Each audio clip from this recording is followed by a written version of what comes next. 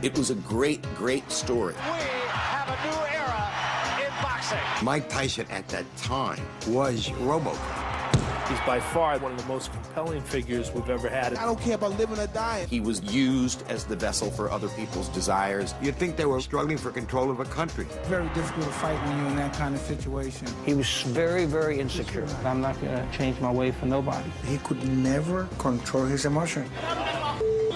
People don't realize what goes on in a fighter's mind. He should have went down as the greatest heavyweight ever.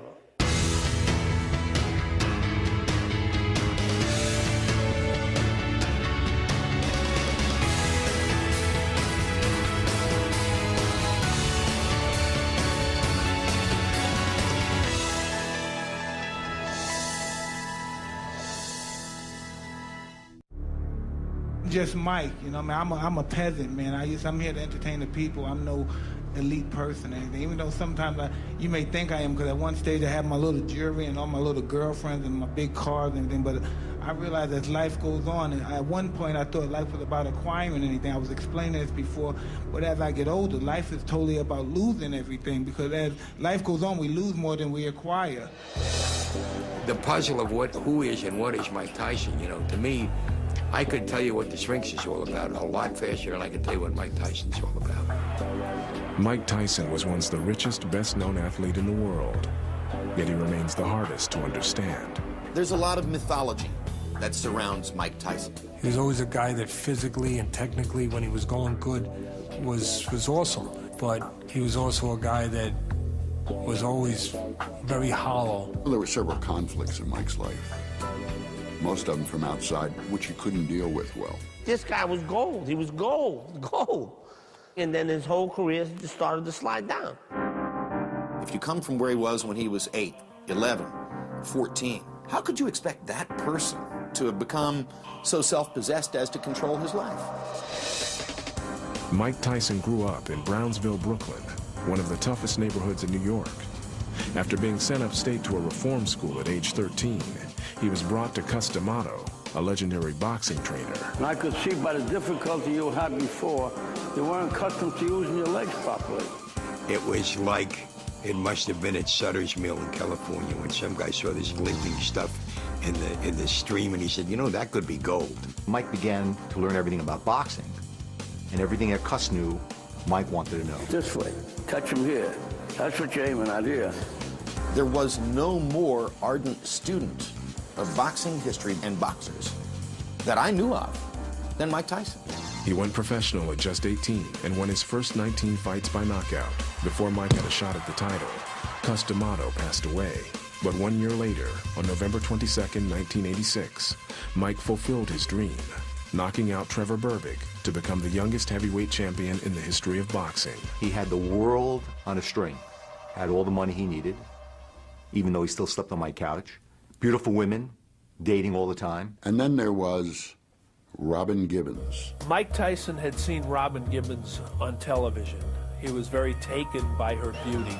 Gibbons was everything Mike was not: educated, sophisticated, a budding young actress. But Robin was part of a package deal. Anybody who was around knows Tyson was married as much to his mother-in-law as he was to his wife. Before the honeymoon was over, Mike and Robin's marriage was on the ropes. They wanted to control Michael. And they only wanted to control Michael for as long as they could set up a situation where this is a sick guy. Why should my daughter be married to him? He needs help. And by the way, we'll take half the money. What's it been like, this roller coaster? It's been torture. It's been pure hell. After just 8 months, Mike's dream marriage had ended in humiliation. Don King, the flamboyant and ever-present promoter, swooped in. Don was a man on a mission.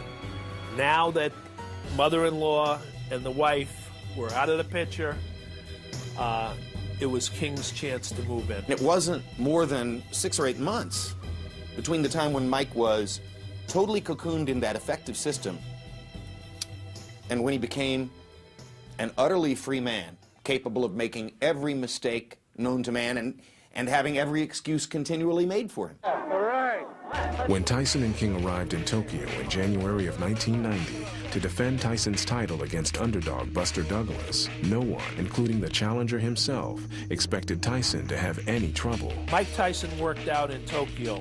You had 1,000 people from the media, flash bulbs, TV cameras, everything. Now Buster Douglas worked out 10 minutes later in the same spot. 3 reporters stayed for Buster Douglas's workout. And I'll never forget, Douglas looked at the ground and he said, man, I just hope I can make it through the first round. As soon as the first round began, I saw that Mike had no confidence. He walks into the ring and I say, he's not in shape. He is not in shape. Good balance, his legs together as Buster's landing these. Oh, nice uppercut by Buster Douglas. Look at this. He's knocked Mike Tyson down for the first time. It was like the earth had been pulled from its axis in boxing. And then suddenly, if you looked up Vincible in the dictionary, you'd find Mike Tyson's picture there after this fight. I mean, it is a traumatic experience. Out of the ring, things weren't much better. Without his wife, his title, or any of the people who helped build him up, Mike Tyson slid into an abyss of harassment lawsuits, assault charges, and eventually, a conviction for the rape of an 18-year-old beauty contestant. We've seen so many times recently where it doesn't matter what a superstar does, it's okay. He can brag about it in his books, he can demonstrate it in the public eye, and as long as it's him, it's all right. After spending 3 years in prison, Mike was no longer the feared heavyweight he once was. Boxers who are well along the way and go to jail, they're nothing when they come out generally. Now Mike Tyson became fair game for everybody. So how do you mask that? Mask it by living bigger and better all the time. Spend more money, buy more Bentleys, be on more magazine covers, become a bigger and bigger and bigger public icon. With all of that, maybe you could mask the fact that you were gradually slipping as a fighter. By the time he fought Lennox Lewis in his final title bout in 2002, those who knew boxing knew Mike Tyson didn't have a chance. I will never watch that fight because I want to remember Mike Tyson as the great fighter he was. I just don't have it in me no more. I could beat everything. I just don't believe I could beat Father Time. I don't have the desire and discipline to do this stuff anymore. I guess he didn't know that his life was no longer his own, that it would be the IRS's agenda, everybody else who had some hold on his bank account at that time. And he would have to go back into the ring against Danny Williams, Clifford Etienne, Kevin McBride, until finally he could sit down and basically say to the world one last time, let me go. I'm done. But Mike is still trying to fight his way out of debt.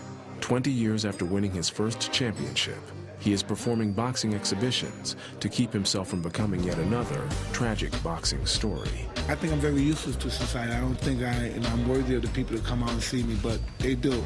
If I don't get out of these financial quagmires, there's a possibility I may have to be a punching bag for somebody. His fall is famous, but the reasons are as complex as Mike Tyson himself.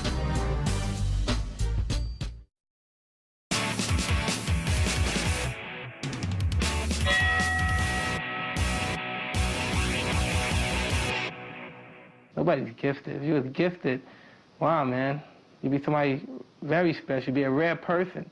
But you're not gifted. You're never born that way. Some people say they're born that way. They're not born that way. Mike Tyson overcame incredible odds just to step inside a boxing ring.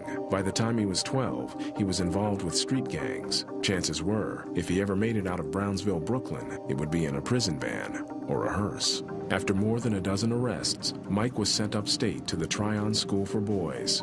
It was there that he heard about a special program run by a counselor and former professional boxer, Bobby Stewart. He said, I wanted to come and see you. Mr. Stewart, I want to work with you, and I wouldn't even hear. I said, all these kids want to be fighters. I said, but they don't have the nerve to work and stuff and stay out of trouble. You can't be in trouble and be a fighter. But I said, let's see your behavior. Let's see how things happen. Well, 2 weeks go by, and not a problem. Mike turned himself around. He went from a 4th to a 7th grade reading level in 3 months, and he practiced boxing every chance he could. And the third shift staff would tell me, write me notes, leave me notes. The next day, said, Bob, we got to do something with this kid. Well, it was 3 o'clock in the morning, and he said, the kid is still practicing what you showed him. In the dark, the lights are out. With that work ethic, he would have succeeded at whatever he took up. Mike Tyson was still only 13 years old, But Stewart knew he would have to find someone to take Mike to the next level. He arranged to take him off the school grounds to meet the legendary boxing trainer, Cus D'Amato, at his gym above the police station in nearby Catskill, New York. So then Bobby calls up Cus, says, I got a guy you got to take a look at, and that's Mike Tyson. So they start sparring.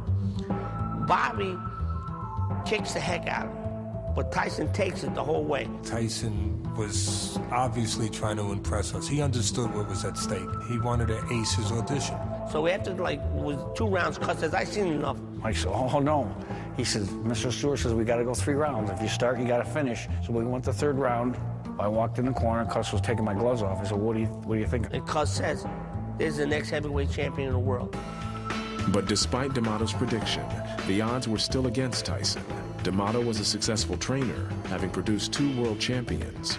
But for a boy who had accomplished nothing at this point in his life, it was a long shot at best. Most of our kids didn't end up going to places like that. They ended up going in the wrong direction, probably 80% of them. This kid is making it. He's going to make it, hopefully. He was very raw. He didn't know much. He didn't know how to fight. But you could see the physicality. You could see the clay that could be worked with. Only Cus D'Amato had the vision of what Mike could be. There wasn't one trainer, not one professional boxer, who saw Mike in the amateurs and said, wow, that guy's going to be the next great heavyweight champion. No one, except Cus. Now, I knew there were a lot of occasions when Cus D'Amato was full of crap. But when he would talk about something like this, he meant it. The only question was he right? And boy, was he right. When Mike was released from Tryon just after his 14th birthday, D'Amato arranged to have Mike live with him and several other boxers in a large house he shared with his companion, Camille Ewald. I brought him down to Cus's house, and the first time he saw the house, he said, what am I going to do here? This is where you stay. He says, what am I going to do, take the garbage out? I said, probably. I said, there's things, you're going to have chores to do, just like the other kids do. And he looked, he couldn't believe it at first. He gave us a hug again and stuff, and he said, just remember, it's up to you, nobody else. Work, and I always had to be the tough guy, you know, or try to be. And that's where it started. I was living there, and he wouldn't say nothing. Mike would just watch all the old fights, watch them all, then talk to Cus, or Cus would talk to him. Over the next 4 years, Mike was in the gym, training every day, absorbing everything that Cus and his crew would teach him. He proved to be an apt pupil. He had physical ability, but he had to be taught how to use it. I was there with him every day. He depended on me to teach him technique. He was killing the sparring partners, and I couldn't believe the ferocity of this guy. Mike comes out, boom, boom, boom, throws a combination, boom, boom, boom, boom. The guy goes like this. He puts up his hands. So, nope. And he climbs right out of the ring, and walked right out that door. Didn't even look to get paid. He walked right out. After blasting through the amateur ranks, Mike turned pro at 18. Cus brought in his friends, Jim Jacobs and Bill Caton, to be Mike's managers. To better the odds of Mike's ascension, they lined up a steady stream of carefully selected opponents. His first pro fight against Hector Mercedes lasted less than 1 round. It made for a spectacular highlight reel. It was like a cartoon. I mean, guys were flipping through the air and flying onto their backs. And, it was just amazing to watch. By the time Cus D'Amato died in 1985, Tyson was well on his way to the title. He spent the next few years sweeping up all 3 Boxing Association titles, fighting all comers until only one challenger remained. Michael Spinks, 10 years older than Tyson, also undefeated. Their fight would be the richest in boxing history. Mike's aura of menace suffused Boardwalk Hall in Atlantic City. There was a delay before the fight because Spinks didn't want to come out of his dressing room. Butch Lewis was Spinks' manager. Went, as you would go into in every championship fight, the dressing room of your opponent to watch their hands being wrapped. I had just finished taping his hands, and so Butch Lewis tried to make a thing about it. Which so aggravated Mike, who was already on edge, that he threw his hand out through a wall. Spinks had heard that, and that it was the sound of Mike punching the hole through the wall which had prompted Michael to be reticent about coming into the ring. You could see he was like a little nervous. And then what happened. I mean, he just destroyed him. Here comes Mike Spinks in. He leads to the right hand. Down he goes. I don't think he'll get up from this. Mike Spinks is laying flat on his back. The count is up to 5, and 6, and 7, and 8. He won't be able to do it. It's all over. The Michael Spinks fight was devastating. He had taken out an undefeated, 90 seconds? Mike had beaten the odds and fulfilled Customato's prophecy. He was an incredible 35-0, the undefeated, undisputed heavyweight champion of the world. But in boxing, that's a difficult place to stay. Now Mike was surrounded by money and celebrity, formidable opponents for a 21-year-old kid who 8 years earlier didn't even have a dream to his name. There's a famous quote in boxing history, I think it was Jack Dempsey, that it's hard to get up at 5 a.m. and go out and run through the snow when you're wearing silk underwear. That's what happened to Mike Tyson. January 1990, Mike Tyson and Don King, his new manager and promoter, arrived in Tokyo, Japan to fight Buster Douglas. Few considered Douglas a worthy opponent for Tyson. I have to be in the best shape that I have ever been in to be able to do all the things that it will take to defeat Mike. One of the boxing writers, Ed Scholar from the AP, was going through customs in Japan, and the Japanese official said, "How long will you be in Tokyo, sir?" And he said, "I don't know, a round or two." I never look at anybody fight because I'm confident no one can beat me, and I don't have to watch them fight. They thought that Buster Douglas was, just a clown, a tomato can. But he was about 6'4". He was athletic. He could move. He could jab. And in the first minute of the fight, suddenly it was apparent, there's a style problem here. My girlfriend said, starts rooting for Douglas. I said, wait a minute, no. Don't root for Douglas. I want Mike to win this fight. 2/3 of the way through the 8th round, he came off the ropes with a punch from hell. The referee began counting. 2, 3, 4. Mike, great performance. You know, you got a tough time, but you won and you're still heavyweight champion. Now Douglas is on the floor. 9. The guy gets up at 9.99. What makes him get up at 9.99? Then go back out. And a round later, knock out Mike Tyson. Now, that's fate. 3 years and 2 months after overcoming incredible odds to win the heavyweight title, the odds had already caught up with Mike Tyson. His future was anyone's guess.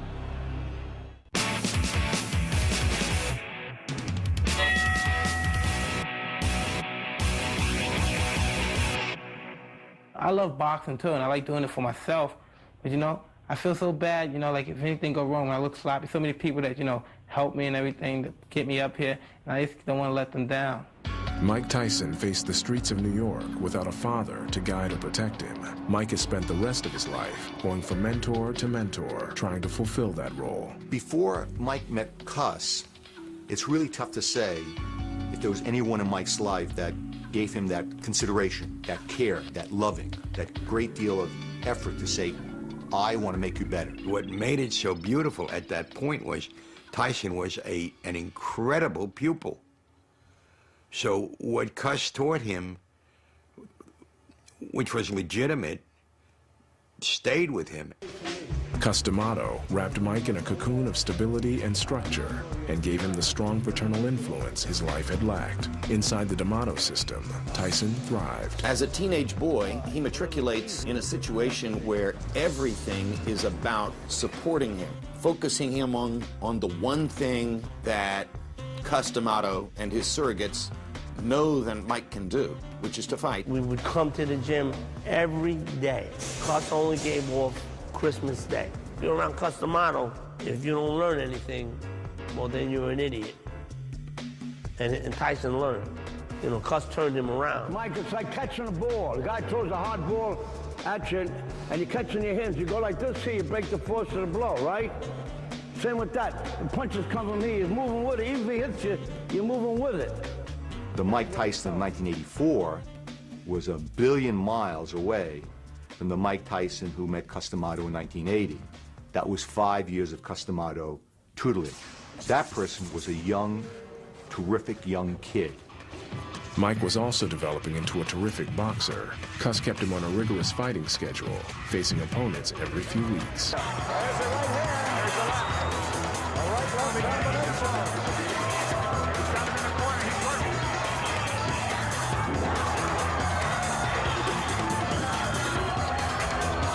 Cuss, 8-second knockout in the first round. 8-second knockout. Yeah. Cus D'Amato wasn't just a guy that showed you how to jab, how to slip a punch. He knew that every fighter has fear and you have to control fear. If you believed in what he preached, well, it certainly served Mike Tyson very well. Keep him busy, and that's the one thing that Cus said. If you don't keep him busy, he's gonna get in trouble. Cus said that. Mike was carefully and calculatingly taught by Cus that Cus would not be there forever. You've got great people around you. You'll trust them. You'll find that they love you like I do, and you'll be fine. On November 4th, 1985, the man Mike looked to for guidance passed on. When Cus died, I was coming out of the hospital and Tyson was coming in, and I told Mike about Cus, and he started to cry right away. As Cuss had planned, the team around Mike protected him and kept him focused on fulfilling Cuss's prophecy that he would become heavyweight champion of the world. 1 year later, against WBC champion Trevor Berbick, Mike finally got his chance. He couldn't disappoint himself. He couldn't disappoint Cuss. He couldn't permit anybody else to intrude on this journey he was on. Yeah, I definitely knew he was gonna win that fight. When I was the fighter, I was a left hooker. And that's why I started, I used to tell Mike, throw the left hook, throw the left hook, throw the left hook. Berbick is down.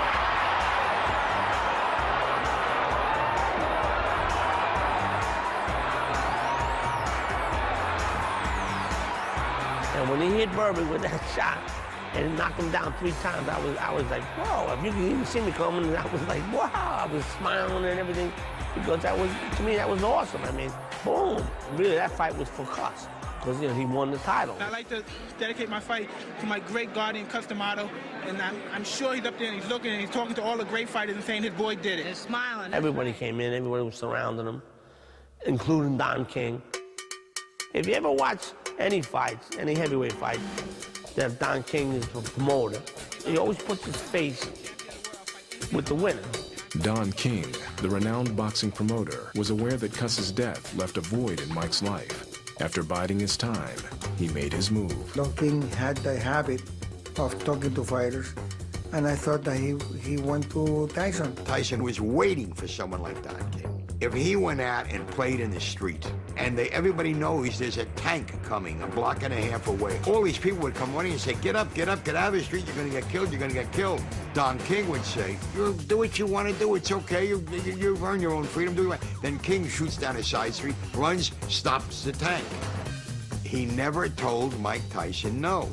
King would, slip him 10,000, 20,000, and then he'll bill him. Don had Mike, and that was the end of our relationship with Mike Tyson. Oh, man, hallelujah. Oh, free at last, thank God Almighty, he's free at last. King's words couldn't be more ironic. With Tyson all to himself, King employed his own methods of fathering, a sharp contrast to the regimented guidance Cuss and his team had provided. Somewhere he lost the focus on boxing. Instead of running 8 miles, he ran 2. Instead of sparring, 8 rounds, he might spar 3. His life now was at least equally about the things he was doing outside the gym, as opposed to the monastic lifestyle which had brought him to that point. I don't know if it was having too much money, having too many Lamborghinis, having too many women. It was a case of having too much of everything. The effect of the distractions in Mike's life became evident in Tokyo, where Tyson would defend his title against Buster Douglas. He had to take off like 20 pounds 2 weeks before the fight. I said to myself, he's been out there doing the party thing, so he got his butt whooped. The world had changed. Mike Tyson was not, sitting atop his throne anymore. His whole life was in disarray. What Mike needed now was a strong father figure to help turn things around. Unfortunately, what he had was Don King. King was more like an uncle to him, an indulgent uncle with his favorite nephew. Mike's life devolved into a sordid, angry world of lawsuits, assault charges, and eventually, in 1992, his conviction for the rape of a beauty pageant contestant. Everything he does is not on the sports page anymore. It's on the front page. Hopes that 3 years of jail might encourage Mike to turn over a new leaf lasted as long as it took Mike to step out of jail and into Don King's limousine. King made millions on Mike's comeback, making sure his route to the title was the path of least resistance. Now let it be known he didn't look like the Mike Tyson of old, but some of his opponents were human bowling pins. Would I wrap Mike Tyson in a cocoon of horror?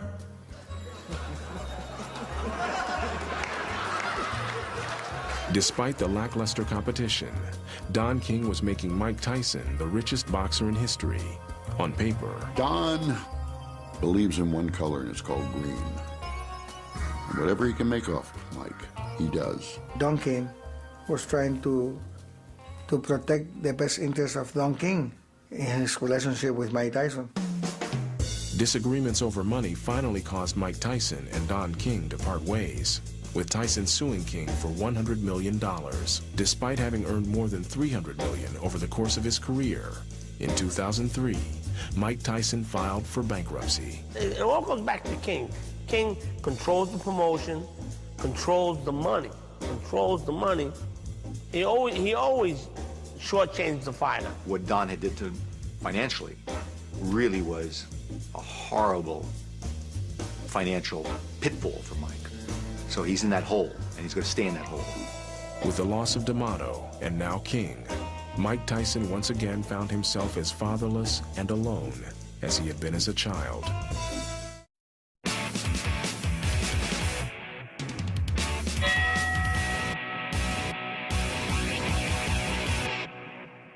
I like being a little arrogant. That's the way I am. I've always been that way. A little bit spoiled.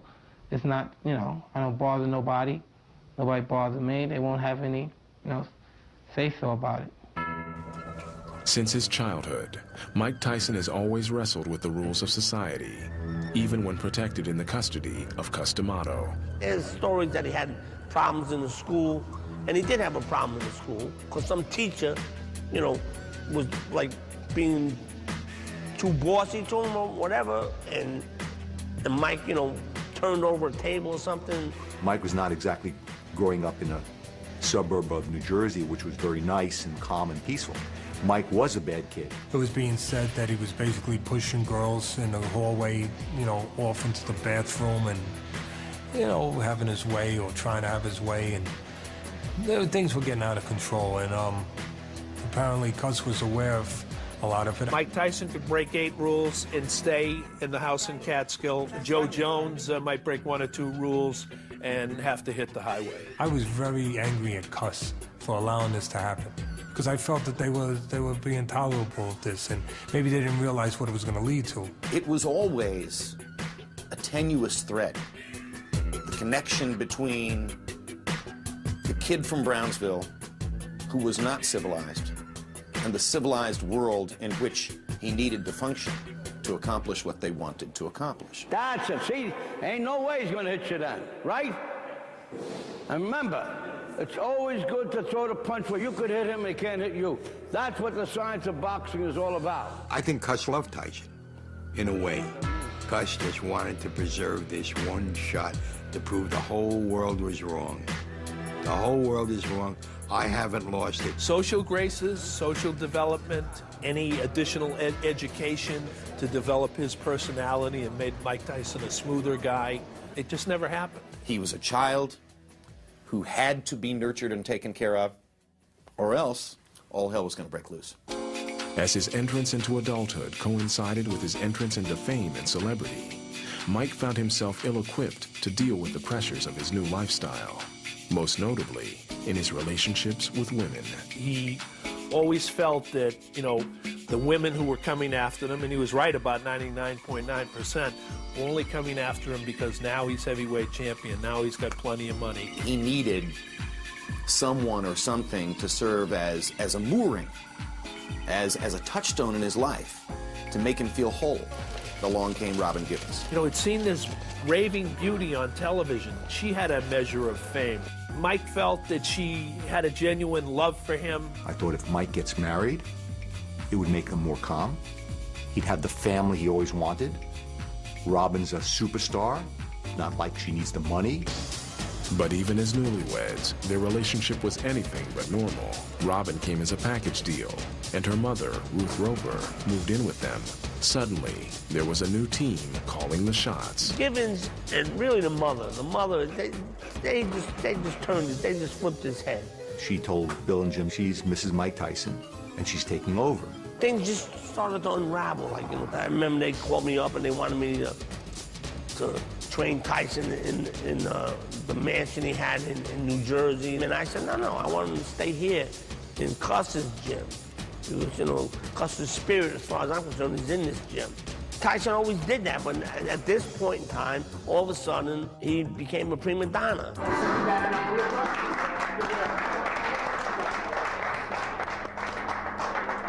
I want to see him in Atlantic City. We're talking about different things that Cuss did, how crazy he acted and this and that.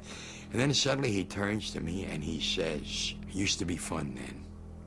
Now all it is about the money, the money, the money. Used to be fun.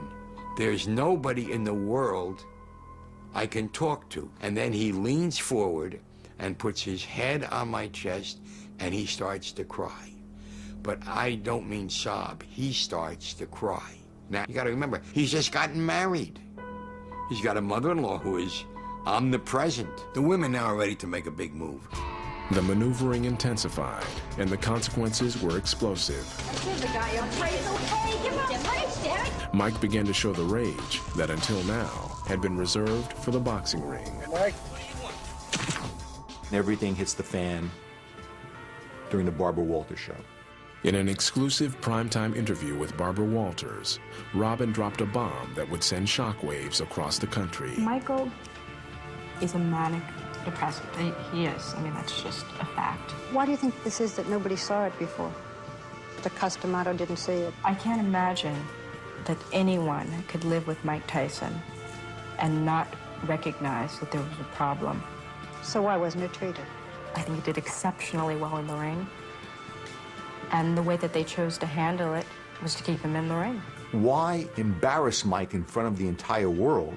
The easiest thing in the world to realize is that if Mike himself says on TV he's ill mentally, this sets the stage for Robin to do whatever she wants to do, to end the marriage and go on her own way.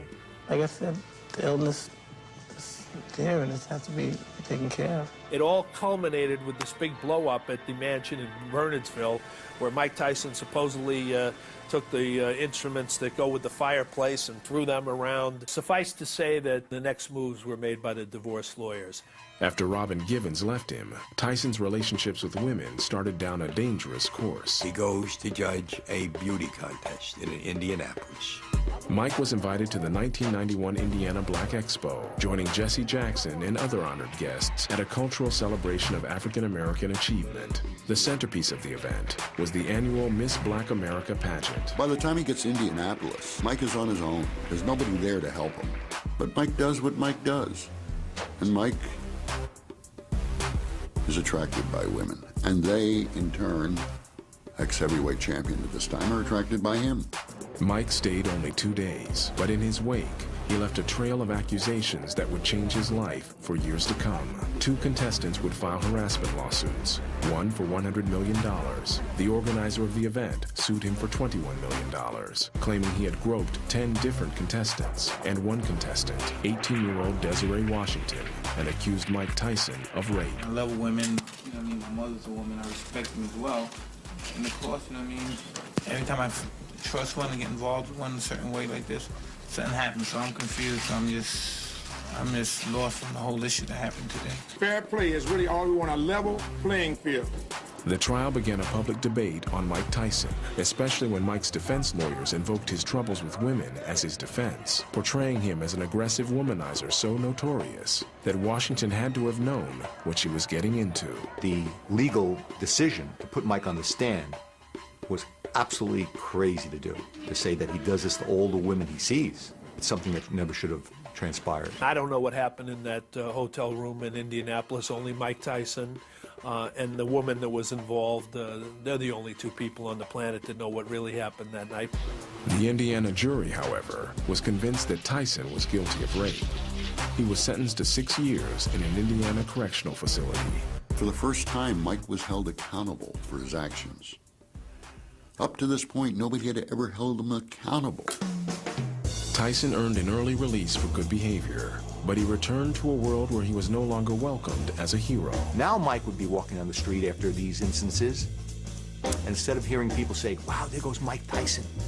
The great, he's so fantastic, he says. Now he hears negative things. In any situation where Mike was under pressure, there was no stability anymore. There was no deep inner belief that he had to control himself. Finally, Mike began acting out in the one world where he had always respected the rules, the sport of boxing. And you think I give a damn about you and then y'all on there? I don't care about living or dying. I'm a dysfunctional motherfucker. Not the white women, I'm kill you. And he's kind of big. He makes me nervous without his gloves and his shorts on. So if he ever try to intimidate me again, I'm gonna implant a bullet in his motherfucking skull. And I'm just tired of, I really don't want to fight them. I'm just tired of all this, really. Because I'm in pain. I want them to see pain. I want their kids to see pain. Lennox Lewis, I want his kids to, oh, Daddy, are you okay, Daddy? Yeah, I don't care about them because they don't care about me and my kids. Mike, by now, has begun not to like boxing, if not hate it. And a fight between Mike Tyson and Evander Holyfield is actually made.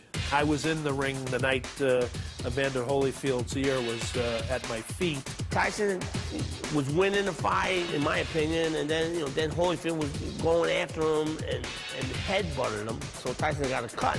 So now they come together again, and Holyfield dips down and comes up with his head, aiming for the eye. So Tyson goes, oh yeah, he bites the ear.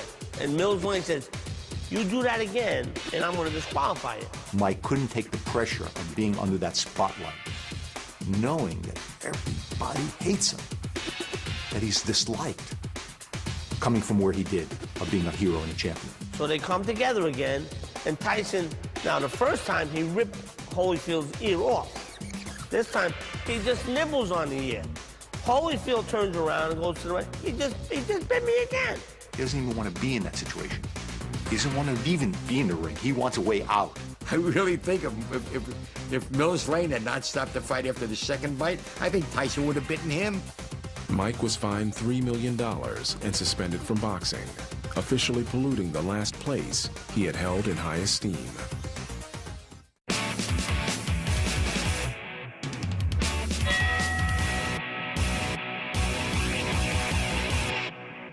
People treat me well, I treat them well. But I'm not gonna, change my ways for nobody. That's how I am, I'm gonna stay that way. I don't care who they are. Mike Tyson's life offers plenty of explanations for his downfall. Odds so great, they were bound to catch up with him. The death or desertion of anyone he trusted to give him guidance in his life, an inability to function within the rules of society. But perhaps what brought Mike Tyson down was a conflict deep within himself, one that he could never overcome. In Brownsville, he used to hide in between vacant walls. And in some ways, he was always that kid. He was very, very insecure. So insecure, he would not look you in the face or look you in the eye and talk to you. I started becoming very versed with him, very aware of some of his shadows. Some of the wolves that bark at everybody's door. Now remember, anytime you feel tension, motion. Remember? Motion relieves tension. So you feel tension, shadow box. People don't realize what goes on in a young fighter's mind. A lot of doubt, a lot of fear, a lot of uncertainty. We were in Denver, Colorado at the National Junior Olympic Championships, and Tyson started putting things in perspective a little bit at that moment. I have something that's good, and I have to win this fight. If I don't win it, I won't have it anymore. And all of a sudden, he just started crying. Look, just relax, Michael, relax, just relax. Just relax. Relax. Yeah, but just relax. Just relax. When we first started. Yeah, well, just relax. If you have the roots that he had, a boy who literally wept prior to going in and knocking out some poor amateur opponent in 20 seconds because he was frightened of the experience, how could you expect that person to have become so self-possessed as to control his life? He never really believed in himself the way that you would think that it should be for a guy with that much ability and with that much accomplishment. He wanted to show the world that nothing lasts, that you will eventually be abandoned. No matter how much money you make, no matter how much fame you achieve, no matter how great you're seen to be, ultimately you will be destroyed. I think that Mike believed that, knew that from the beginning, and unconsciously constructed it throughout his whole career. 234.5 for Iron Mike Tyson. The anticipated end came in 2002, 16 years after Mike Tyson won his first world title. Now, deep in debt, Mike Tyson's final championship fight was less a shot at the title than an opportunity to get out of boxing. Mike Tyson was going to fight Lennox Lewis. And in this major presentation, they bring out Mike Tyson. And now, Lennox Lewis. Tyson gets off his and marches over to Lewis. And it's out of control. It made the ear-biting incident almost look civilized.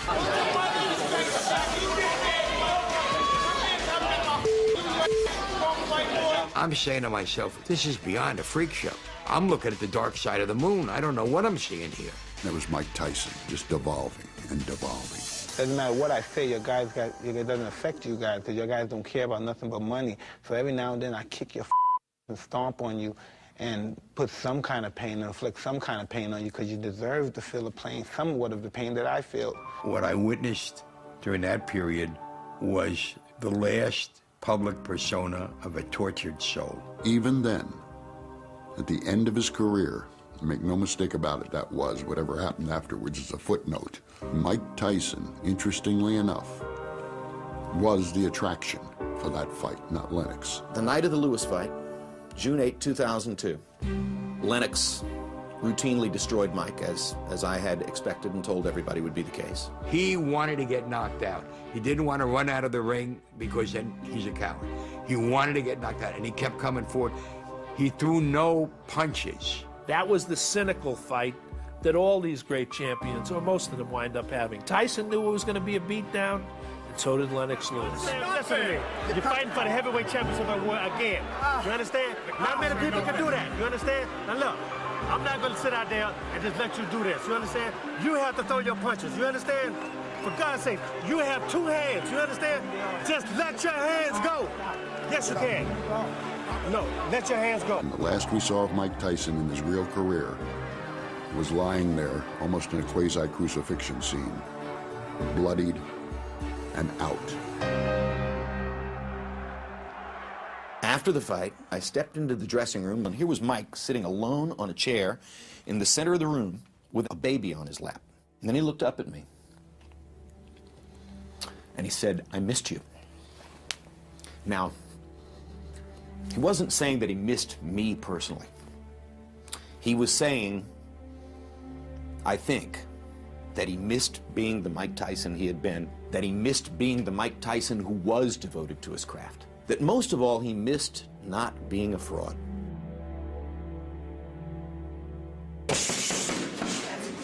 But the Lewis fight didn't free him. Mired in bankruptcy, Mike returns to the ring today, not for cuss, not for a title, but to pay the bills. It's hard for me to fight, you know. Me starting out, you have to understand, I'm from Brownsville, Brooklyn. I had nothing. You have to look, I have wealthy children. I'm broke, but my children are wealthy and they have a great life. It's very difficult to fight when you're in that kind of situation. And so the career of one of our greatest sports heroes will end not with a bang, but with a whimper.